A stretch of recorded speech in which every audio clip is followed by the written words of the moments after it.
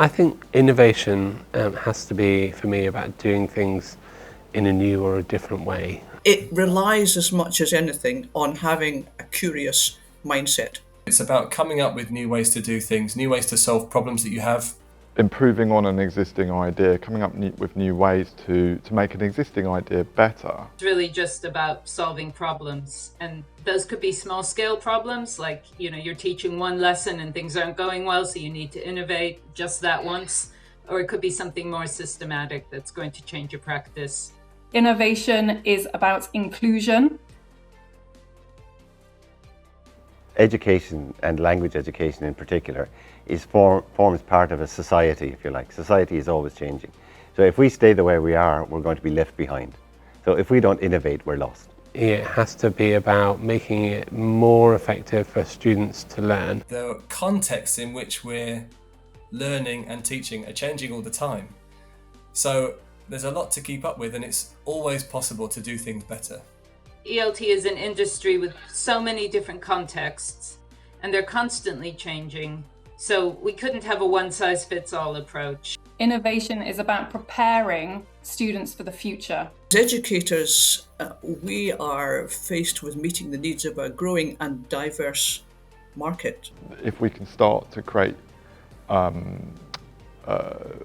teaching and assessment which is truly individualised to the person, we can democratise it much more, and we can have far more people in the world learning and using English to be able to build trust.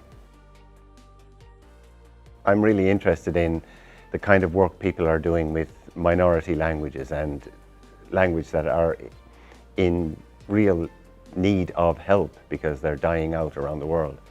And I'm particularly interested nowadays in what technology can do to help us to keep those languages alive, or if we can't keep them alive, to keep a real valid record of them. I'm really interested in students with specific learning differences and how they can be supported with different activity types and sequences of activities, and how the appearance of a presentation or materials affects their ability to take information in. Quite often I think it's, rather than finding new stuff, it's about finding better ways to use the stuff that you already have. You can get insights into the learner's behaviour and interaction with the technology, and the way they learn with each other as well, in ways that were never possible in a traditional classroom.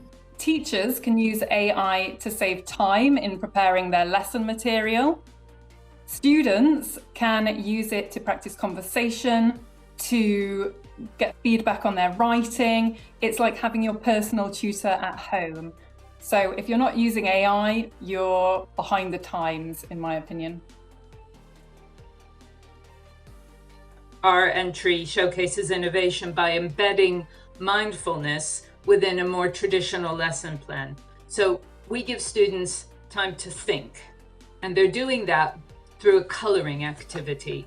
And this activity is so enjoyable that they hardly notice that they're working hard. We outline a kind of methodology for teacher training that provides people that are new to it with a steer on what to do. Interaction between non-native speaking doctors or nurses and their patients. We address skills, specifically legal skills, as well as language skills. The world is changing, people's needs are changing. Doing the things that the way that we did them 30 years ago just doesn't cut it anymore. Innovation in the way we assess and the way we teach people allows us to really change that and really address people through integrated learning assessment, through in the classroom, in different ways. So I think it's really important that we embrace new ways of doing things to support a really diverse group of people. English language has evolved, and therefore so should the way that we teach it. Learning a language, in this case English, is a way to increased opportunities in life, whether that's social opportunities, life opportunities, work opportunities, study opportunities. It means that because our world and our context is changing all the time, English language teaching, learning and assessment has to keep up.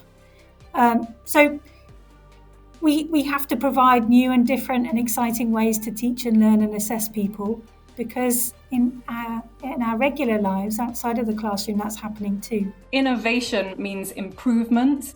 It means bettering our lives. If people are still in the mindset of things are pretty much the same as they were 30 years ago, they have just not grasped the fact that there is a profound change in the way learning happens now and the way people process information. If you're scared of innovation, just give it a try. You can always change and improve what you want. So it's about breaking down old ideals.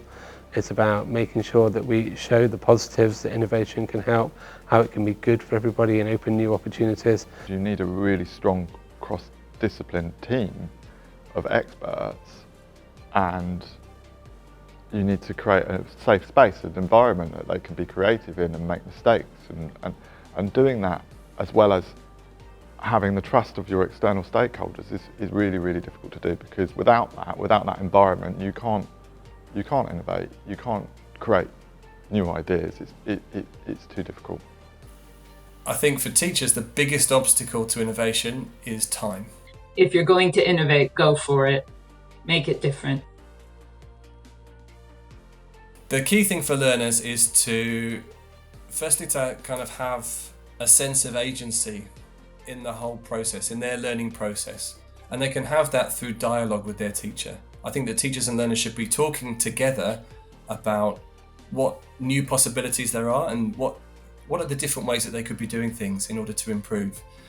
Learners need to be confident that the time they're investing in their learning is being well spent. So they need teachers, first of all, to explain, especially with new, unfamiliar, innovative activities, what they're doing, why they're doing it, and how it will benefit them. And this will help learners to become more critical in directing their own efforts in class or outside of class. Having more responsibility and control over their learning, rather than simply just being passively listening or being dominated by other people who are more talkative, or being reluctant to try things because they feel intimidated in an environment. They can't just sit and consume things. Well, I would suggest that they start with very little tweaks, like personalizing a warm-up or gamifying a discussion question. And then I'd also advise them to keep it simple and to make sure also that they're tying themes together. Don't go off on a tangent and introduce unfamiliar schema in the middle of another sequence of activities. My top tip for teachers would be to not worry about making mistakes. I like, in particular, creating the context and the environments where innovation can flourish, and that's usually permitting people to be creative, to experiment, to get things wrong sometimes, but to encourage them to truly listen to the people they're trying to serve, whether they're learners or test takers or teachers, and get things right for them through experimentation and creativity. I think the most important thing that leaders can do is to have a workplace culture of always trying to be better. Bringing the teachers into the process and giving them a voice in the process. I don't think that innovation can be carried out successfully if it's done in a top-down way. So innovation in schools needs to be a team effort, needs to be a group effort, and that means bringing in the teachers and also bringing in the learners. It is just that question of having a very collaborative approach rather than a hierarchical, I'm the manager, this is what you do type of approach. Innovation shouldn't necessarily be driven by technology. I think teaching is a type of learning, and learning is endless. And this seems kind of daunting, but it actually is very liberating if you embrace this idea, because this is what makes a career in education so interesting. If teachers are modelling an openness to doing things differently, and if they are modelling an openness to collaborating with the learners on that, then we get the same kind of response from the learners as well.